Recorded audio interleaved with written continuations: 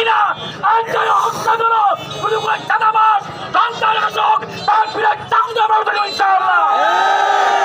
সম্মানিত উপস্থিতি, আজিতপুর ব্যবসা করে উদ্দেশ্য করে বলছি, আপনাদের কাছে যদি কোন চাঁদাবাজ আসে অক্ষমত্ব পাবে তার ফিরে চাঁদা উড়ে দিবেন ইনশাআল্লাহ।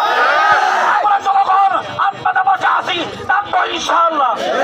পরিশেষে কত বুধবার যে হত্যা ঘটেছে আমাদের ব্যবসায়ী সোহাগ ভাইয়ের, আমরা চাই প্রকাশ্যে বাইতুল মুকাররম চত্বর হোক, ছাত্র চত্বর হোক, ওই খুনিদেরকে যেরকম আমার ভাইকে ফাঁদর মেরে মানবিক ভাবে শাহাদত বরণ করেছে, আমরা চাই প্রকাশ্যে এই খুনিদের একটা বিচার করা হোক। ঠিক আছে ইনশাআল্লাহ।